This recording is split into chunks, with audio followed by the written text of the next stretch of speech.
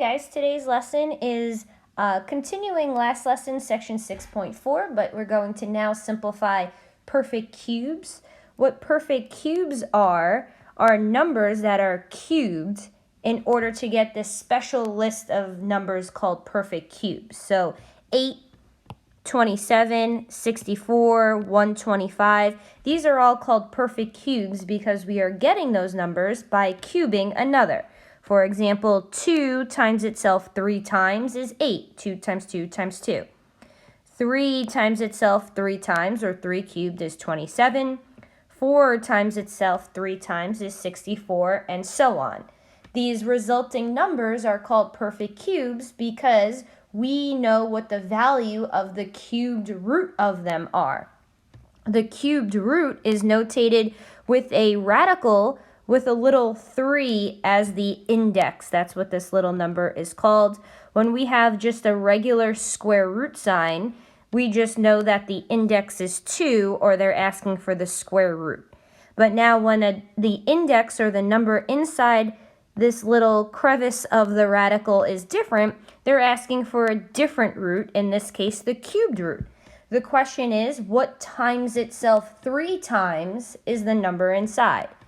So for example, the cubed root of 8 is asking you what number times itself 3 times is 8. That would be 2. What number times itself 3 times is 27? That would be 3. What number times itself 3 times is 64? That would be 4, so on and so forth. Although we briefly touched upon this previously in the year, what we're going to include in this new section is the cubed root of variables. What times itself 3 times is a variable to an exponent. As you can see, these expressions are perfect cubes because we know how to take the cubed root of them. We know what the answer is. The cubed root of x cubed is asking you what times itself 3 times is x cubed. That would be x. What times itself 3 times is x to the 6th. That would be x squared. Remember, when we are multiplying like variables with exponents, we are adding them. So if I do in fact multiply x squared times itself 3 times, 2 plus 2 plus 2 is going to end up giving us x to the 6th. Notice that all the variables that are perfect cubed have exponents that are multiples of 3.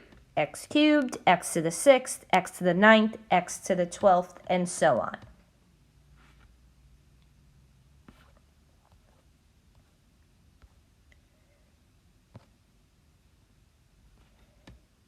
That last screen can now help us continue our lessons, section 6.4, nth roots, in which this lesson is on simplifying cubed roots. Notice that we have not only the cubed root of a number, but a cubed root of an expression with a coefficient and a variable.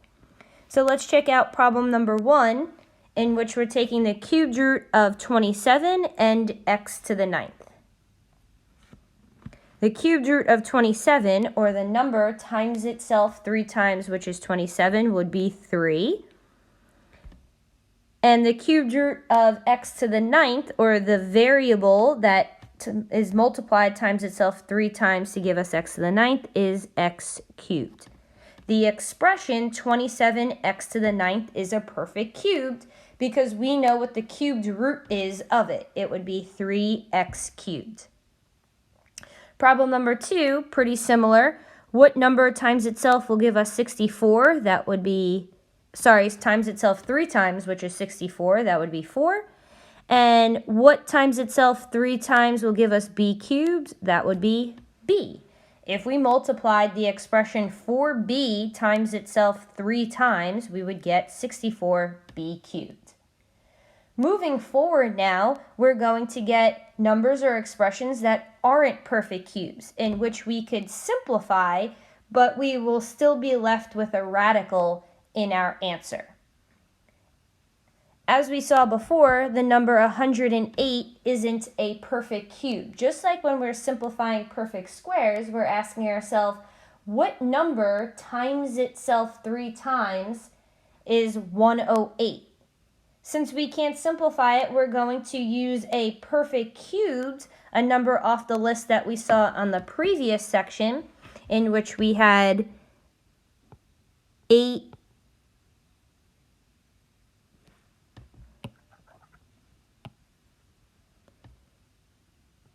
27, 64, 125, and so on. We're going to use one of these perfect cubes to simplify it. So I'm going to take the cubed root of 108 and ask ourselves, what's the biggest perfect cube that goes into 108? In this case, that would be 27. This might take a little bit of guess and check. The cubed root of 27 times 4 would be 108. The cubed root of 27 is 3 cubed root 4, which we can't simplify any further.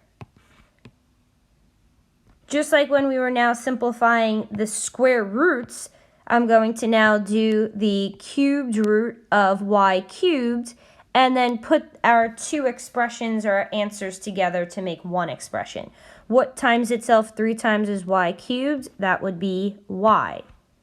So what would our final answer or expression be? What is the cubed root of 108y cubed? That would be 3y cubed root of 4.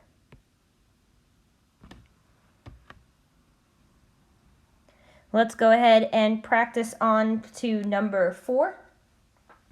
What number times itself 3 times is 24?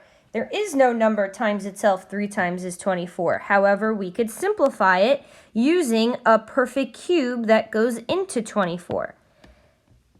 The cubed root of 24 can be simplified further to the cubed root of 8 times the cubed root of 3. We're picking a perfect cube because we know its value. The cubed root of 8 is 2, and we can't simplify the cubed root of 3 any further, so the cubed root of 24 could simplify to 2 cubed root of 3. And let's go ahead and continue on to the cubed root of n to the 4th. What variable to what exponent times itself 3 times is n to the 4th? There is none. Remember, perfect cubes of variables have exponents with a multiple of 3. However, we can simplify this to the biggest perfect cubed times what? So the biggest perfect cube that goes into n to the 4th would be the cubed root of n cubed times the cubed root of n would be the cubed root of n to the 4th.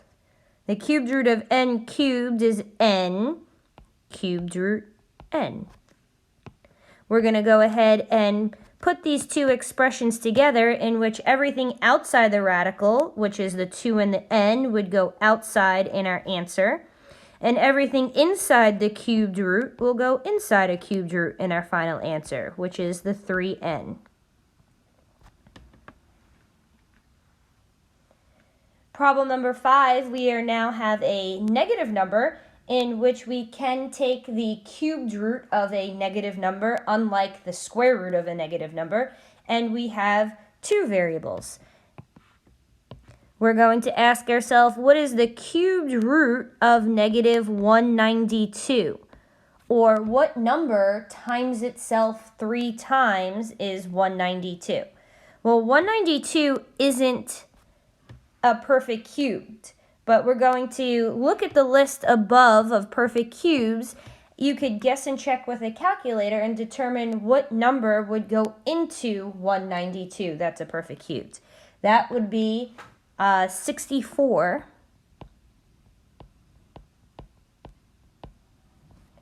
3 times. We could simplify the cubed root of 64 to 4 cubed root 3. And since it's a negative 192, something times itself 3 times that would result in a negative would be negative itself. So we would have negative 4 cubed root 3. We'll move on to the cubed root of x. This is actually not able to simplify since there is nothing times itself 3 times, which will give us x, nor is there a perfect cube. the smallest perfect cube is x cubed. Therefore, there's no perfect cube that would go into it, so we can't simplify this any further. And lastly, we'll look at the cubed root of y cubed. What times itself will give us y cubed? That would be y. Let's go ahead and put all three of these expressions together. The outside expressions is negative 4 and y, so we have negative 4y. And then the inside expressions is the 3 and the x that we got from the first simplifying and then the cubed root of x. Let's go ahead and move on to problem number 6. What number times itself 3 times is 1,000? 1,000 is actually a perfect cubed, in which I know that the cubed root of 1,000, or a number that times itself 3 times, which is 1,000, is 10. We'll simplify the cubed root of x to the 7th. The biggest perfect square that goes into x to the perfect cube that goes into x to the 7th is x to the 6th times the cubed root of x. The cubed root of x to the 6th is x squared cubed root x. And lastly, we'll go ahead and simplify cubed root of y squared. However, just like the previous problem when we had the cubed root of x, there is no perfect cube that goes into y squared because the smallest one would be y cubed. This cannot be simplified any further. So the three little expressions we're going to put together to create our answer is the 10 cubed root y squared and x squared cubed root x. All the outside expressions like 10 and x squared goes outside our cubed root of our answer, and everything inside will go inside. We will traditionally always list it alphabetically, so the x would go first and then the y squared would go second. What I'm going to ask you guys to do is try number 7 and 8 on your own. Pause the video. Once you get your answers, play the video back to check.